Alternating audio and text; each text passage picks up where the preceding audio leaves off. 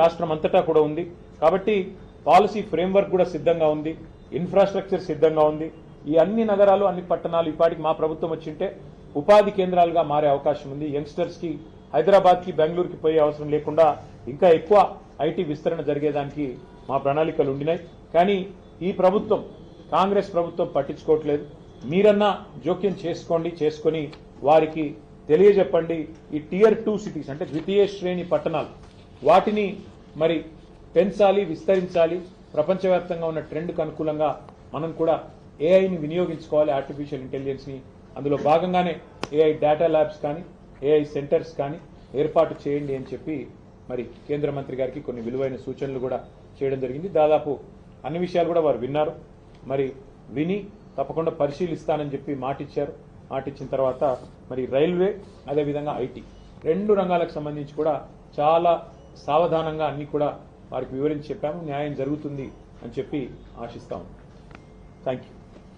ఢిల్లీకి వస్తుంది సీఎం రేవంత్ రెడ్డి ఉంటున్నటువంటి సమయంలో కేటీఆర్ వస్తున్నారు. ఇద్దరు ఏదో కోఆర్డినేషన్ చేసుకోవడానికి మీటింగ్ పెట్టుకోవడానికి వస్తున్నారని చెప్పి మధ్యాహ్నం ధర్మపురి అరవింద్ కామెంట్. అంటే ఆయన జూబ్లీ హిల్స్ లో ఉంటాడు, నేను కొద్ది దూరంలో ఉంటాను. మాకు ఢిల్లీ దాకా రావాల్సిన అవసరం సీక్రెట్ అంటే రేవంత్ రెడ్డి గారు కేసులు పెట్టేది మా మీద, రోజు తెల్లారలేస్తే దాడి చేసేది మా మీద. రేవంత్ రెడ్డి గారికి రహస్య మిత్రులు బీజేపీ వాళ్ళని రాష్ట్రం అందరికీ తెలుసు. ఎందుకు ఇప్పుడు కేంద్ర మంత్రి బండి సంజయ్ గారి కొడుకును 9 రోజులు అరెస్ట్ చేయకుండా కాపాడింది రేవంత్ రెడ్డి గారు అని అందరికీ తెలుసు. కేంద్ర మంత్రి మరి కేంద్ర పథకంలో అమృత్ పథకంలో రేవంత్ రెడ్డి గారి బావమరిది కాంట్రాక్ట్లు ఇచ్చింది ఎవరో అందరికీ తెలుసు. కేంద్ర మంత్రులు ఇక్కడ ఉన్న వాళ్ళందరికీ తెలుసు. అట్లాగే ఇవాళ సింగరేణిలో కుంభకోణం జరుగుతుంటే కూడా అక్కడ సృజన్ రెడ్డి గారి నాయకత్వంలో రేవంత్ రెడ్డి గారి బావమరిది గారి నాయకత్వంలో భారీ కుంభకోణాలు జరుగుతుంటే మేము వచ్చి ఇక్కడ కంప్లైంట్ చేస్తే కూడా కేంద్ర ప్రభుత్వం స్పందించట్లేదని అందరికీ తెలుసు. హైదరాబాద్ సెంట్రల్ యూనివర్సిటీ భూముల మీద మేము ఉద్యమం చేస్తే, పిల్లలు ఉద్యమం చేస్తే అల్టిమేట్గా సెంట్రల్ ఎంపవర్డ్ కమిటీ మరి సుప్రీంకోర్టు అపాయింట్ చేసిన కమిటీ వచ్చి దీన్ని వెంటనే విచారించండి ఈడీ అని చెప్పారు. ఇంతవరకు మరి అతి లేదు గతి లేదు. ఈడీ దాడులు జరిగితే రాష్ట్రంలో మంత్రుల మీద, పొంగులేటి శ్రీనివాసరెడ్డి మీద 2 ఏళ్ల తర్వాత కూడా ఇంతవరకు కేసు లేదు. కాబట్టి ఎవరికి రహస్య మిత్రులు, ఎవరితో కలిసి ఉన్నారు రాష్ట్ర ప్రజలకి తెలుసు, మీకు తెలుసు. మరి మాకు రేవంత్ రెడ్డి గారిని కలవాల్సిన అవసరం కానీ రేవంత్ రెడ్డి గారితో సంభాషించాల్సిన అవసరం కానీ మాకు లేదు. రేవంత్ రెడ్డితో తలపడుతున్నాం. ఆయన అరాచకాలను ఇవాళ ఒక మాట చెప్పాలంటే నిన్న హైకోర్టు చెప్పింది హైడ్రా అనేది 9 తలల విషసర్పం అని చెప్పింది నిన్న హైడ్రా గురించి. ఏది రాష్ట్ర హైకోర్టు. ఇంతకంటే చెంపపెట్టు ముఖ్యమంత్రికి ఏముంటుందండి నాకు అర్థం కాదు, సిగ్గుండాలి.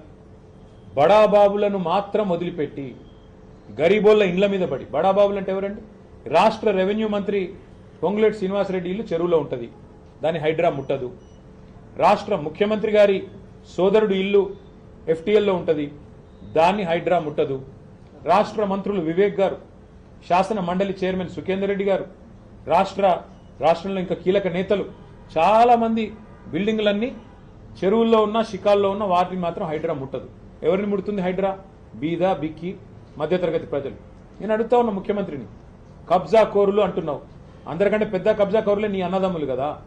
అందరికంటే ఎక్కువ ఆస్తి దోస్తున్నది, అందరికంటే ఎక్కువగా ఇవాళ విధ్వంసం చేస్తున్నది నీ మంత్రులు కదా. 1 కోటి ఎకరాలు నిషేధిత జాబితాలో పెట్టింది నీ మంత్రి కాదా? కేసీఆర్ గారు దిగిపోయినాడు, కేసీఆర్ ప్రభుత్వం దిగిపోయినాడు.